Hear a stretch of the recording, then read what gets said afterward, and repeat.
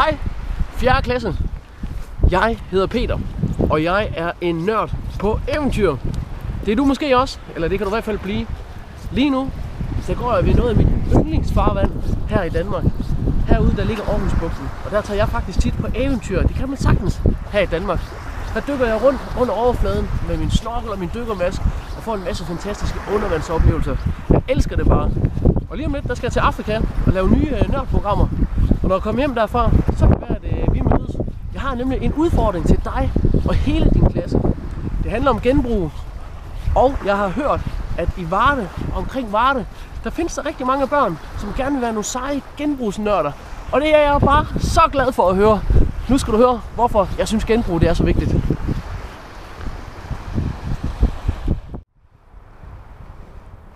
Hej igen.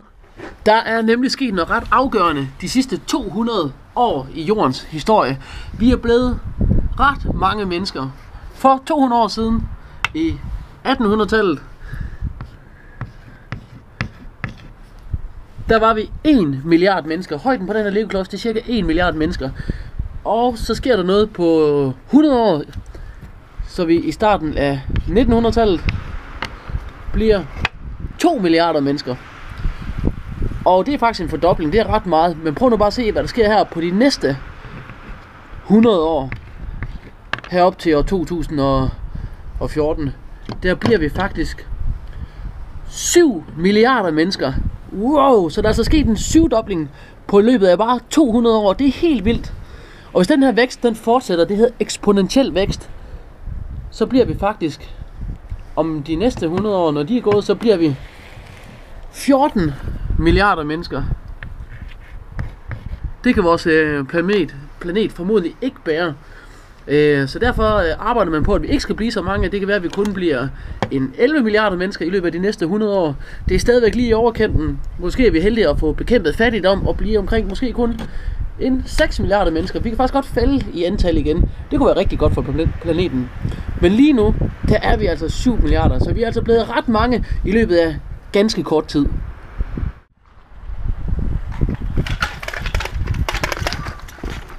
Og problemet ved det er, at alle vi mennesker her på jorden, vi bruger en masse ressourcer i vores hverdag for at leve. Og ressourcer, hvad pokker jeg nu lige det er? Det er materialer, som vi bruger til at bygge ting af. Og det er materialer, som kommer ned fra jorden af. Måske er det olie, der kommer ned fra havbunden. Det kan være kul fra kulminer, mineraler fra mineralminer.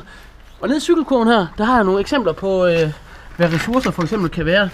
Og du kender selvfølgelig sådan en dåse, man kan bruge til øl og sodavand i. Flasker, glas er en ressource. Papir, som vi bruger til aviser, bøger, til at tegne på. Sågar vand er en ressource, rent drikkevand. Det smager godt, det er også en ressource. CD'er med skæg er ressourcer. Legetøj, Lego, fjernstyrede helikopter, mursten, som vi bruger til at bygge hus med. Og i din lomme, vil jeg ved med lige nu, der er der også en ressource, som er fuld af materiale, der er gravet op fra jorden af. Mobiltelefoner. Der er rigtig mange mineraler i dem. Inde i stuen, der har I sikkert et fjernsyn, og på det værelse står der sikkert også en computer, som er fuld af ressourcer. Og så er der en ressource, som du putter i munden hver dag. Du tænker måske ikke over det, men det er mad. Især kød fra dyr er en vigtig ressource, som der ikke er uendelig meget af. Det kan for eksempel være kød fra sådan en lækker høne her. Det er din lørdagskylling. Det er også en ressource. En levende, lækker ressource, som der bare ikke er uendelig mange af. Ups, ned med dig igen. Lige nu, der bruger vi ressourcer, altså materialer, som om at vi havde ikke bare én jordklode, men faktisk 1,5. Vi bruger altså flere materialer, end der rent faktisk findes. Vi overforbruger lige nu. Og hvis vi bliver ved med det, så vil vi i løbet af de næste år have brug for ikke bare 1,5, men 1, 2, 3, 4 jordkloder, for at kunne have materialer nok til at kunne dække vores forbrug i vores hverdag. Men der findes jo ikke 4 jordkloder. Vi har kun én planet at gøre godt med. Derfor er vi nødt til at gøre noget andet, end vi plejer. Jeg stikker mig ind under trøjen her. Og det vi plejer at gøre, det er jo, når vi har smidt vores affald i en pose, godt blandet med alt muligt forskelligt, så køler vi det ud. Bum. Og så bliver det kørt på lossepladsen og forbrændt. Og bliver måske til fjernvarme. bliver lavet til CO2, og røg kommer op i luften og forsvinder. Materialerne, dem mister vi simpelthen, og det har vi altså ikke råd til at gøre. Så derfor er der kun én vej fremad, og du har sikkert allerede regnet ud, hvad det er. Det er nemlig genbrug.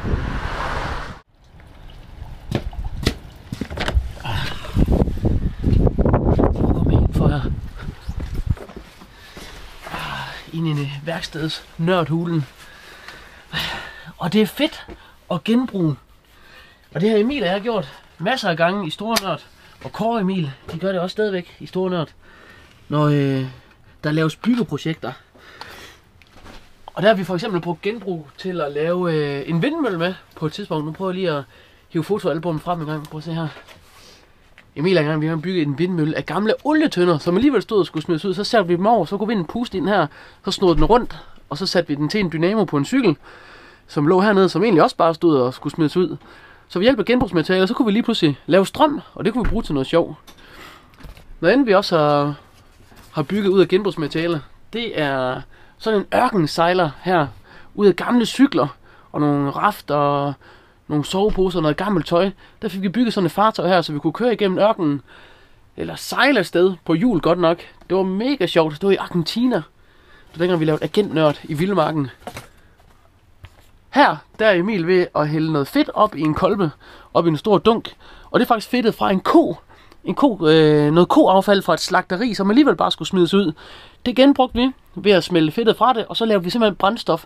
Vi lavede biodiesel eller bioetanol, og det brændstof, det hældte vi ind i en jetmotor på vores lille vogn her. Motoren sidder deroppe.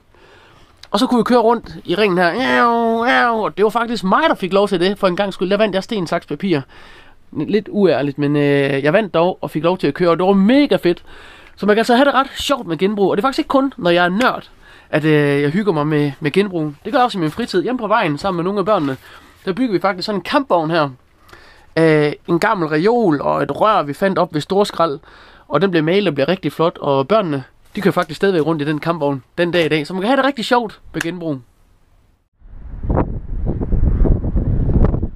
Min udfordring til dig og din klasse, det er, at I sammen skal lave et vaskeægte stornørdprogram, ligesom Kåre, Emil og jeg, vi gør. Og I skal selvfølgelig bygge et eller andet site.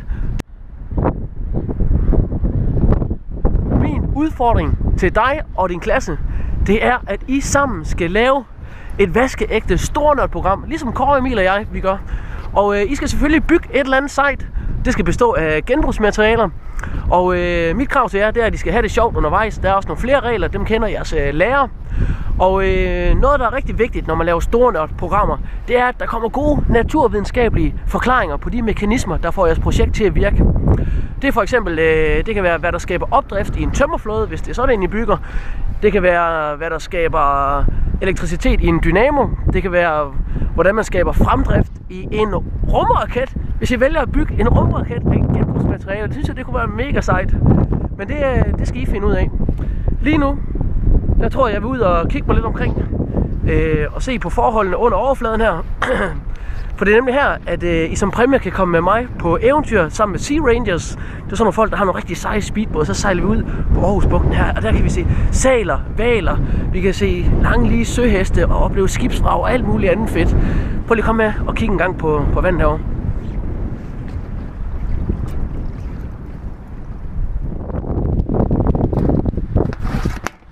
Men jeg tror lige, jeg vil kigge mig omkring derude så længe. Held og lykke med jeres byggeprojekter. Jeg glæder mig rigtig meget til at se jeres nørdvideoer. Må den bedste nørd vinde!